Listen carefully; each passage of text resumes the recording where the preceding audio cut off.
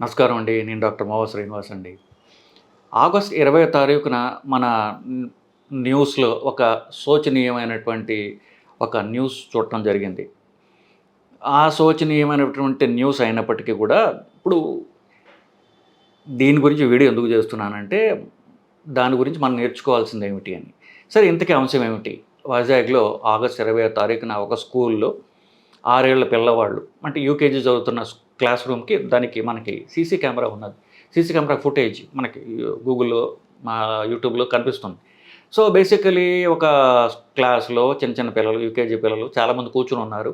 ఒక టీచర్ ఉంది. టీచర్ ముందు 5, 6 మంది పిల్లల్ని నుంచోబెట్టింది. నుంచోబెట్టి వాళ్ళ డ్రెస్ సరి చేస్తున్నట్టుగా కనిపిస్తోంది. బహుశా యూనిఫార్మ్ సరిగ్గా లేదో మరేంటో తెలియదు. లేకపోతే హోంవర్క్ చేయలేదో. మొత్తానికి ఆ టీచర్ ముందు 5, 6 మంది నుంచొనున్నారు పిల్లలు. సో, వాళ్ళలో ముందుగా నుంచున్నటువంటి పిల్లవాడికి ఈ టీచరు ఇట్లా ఇట్లా యూనిఫార్మ్‌ని సరి చేయడమే కాకుండా చిన్నగా లెంప మీద చిన్న దెబ్బ వేసింది.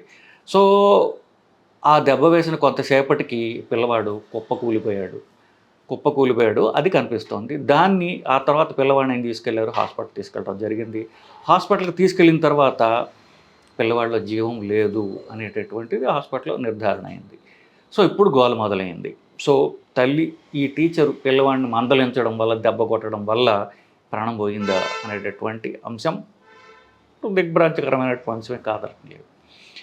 సో, దీనికి ఎందుకు జరిగింది అనేటట్టు మొదట వస్తుంది కదా! మన పిల్లల్ని మనం కాపాడుకోగలమా అనేటటువంటిది రెండవది. సో, ఈ వయసులో చిన్న పిల్లలు సడెన్‌గా హఠాన్మరణం సంభవిస్తే దానికి పుట్టుకతో వచ్చేటటువంటి కారణాలే ఉంటాయి. పుట్టుకతో వచ్చేటటువంటి గుండె జబ్బులు, గుండెలో ఉన్నటువంటి కరెంట్ ప్రాబ్లమ్స్, లేదా గుండె వేగంగా కొట్టుకోవడం. ఇదంతా గుండె కరెంట్ ప్రాబ్లమ్స్.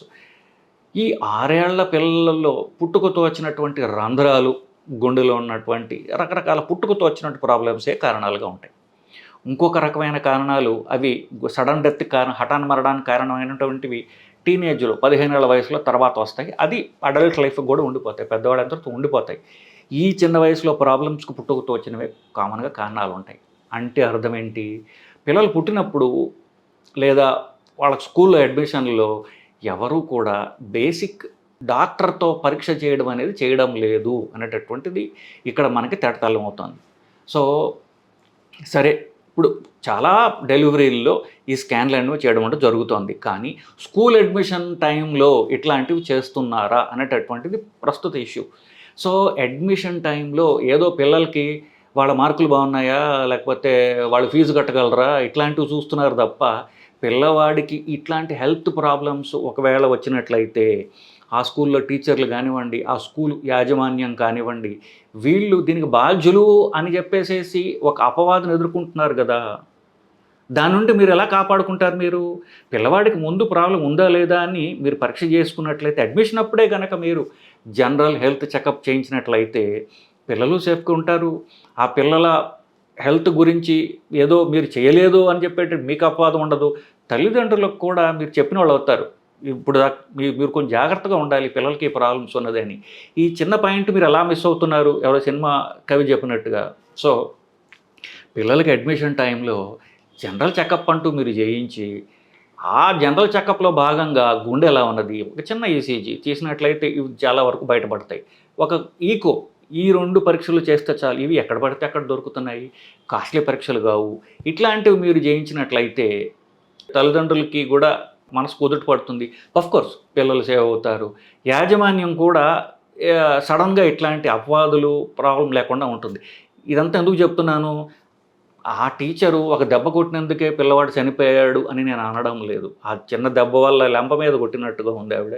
లెంప మీద కొడితే పిల్లవాళ్ళు చనిపోతారా? చనిపోరు. కనీసం ఛాతీ మీద కొట్టినా కూడా పిల్లవాళ్ళు చనిపోరు. అది అంటే దెబ్బ తట్టుకునేందుకు గుండె ముఖ్యమైనది కాబట్టే పక్కటెముకలు అంటే రిబ్స్ అనేటట్టు ప్రకృతి మనకి ప్రొటెక్షన్ పెట్టింది. రిబ్ విరిగిపోయి గుండెలో గుచ్చుకుంటే అంటే మేజర్ యాక్సిడెంట్ అయితే తప్ప మామూలు దెబ్బలకి గుండెకి ఎఫెక్ట్ కాదు జనరల్‌గా. జనరల్‌గా కాదు. సో, ఇలాంటివన్నీ ఏమిటి తీవ్రమైనటువంటి భయం ఉండడం వల్ల సంభవించినటువంటి హఠాన్మరణం. భయం వల్ల గుండె వేగంగా కొట్టుకున్నది. సో, గుండె నార్మల్ గుండె కాదు కాబట్టి. సో, ఇట్లాంటివి మనం సింపుల్ పరీక్షల ద్వారా ముందే మనం గ్రహించగల చిన్న చిన్న పరీక్షల ద్వారా మనం ముందే గ్రహించి పిల్లవాళ్ళని కాపాడుకోగలిగేటటువంటి ఇది ఒక సిట్యుయేషన్. అది మనం మిస్ అవుతున్నాం అని చెప్పడానికి ఈ వీడియో చేయడం జరుగుతుంది. సో, పిల్లలు స్కూల్లో అడ్మిట్ అయ్యేటప్పుడు తల్లిదండ్రులు అట్లాగే స్కూల్ యాజమాన్యం కోఆపరేటివ్‌గా జనరల్ హెల్త్ చెకప్ అనేది చేసి అడ్మిషన్ తీసుకోవడం, ప్రతి సంవత్సరం పిల్లవాళ్ళు పెద్దవాళ్ళు అవుతుంటే కొత్త ప్రాబ్లమ్స్ వస్తున్నాయా అని ఇయర్లీ హెల్త్ చెకప్స్ అనేటటువంటి స్కూల్లో చేయించడం అనేది ఎంతో అవసరం అనేటటువంటి అంశాన్ని ఈ వీడియో ద్వారా నేను నొక్కి వక్కాణించుకున్నానండి. వక్కాణించదలుచుకున్నానండి. నమస్కారం.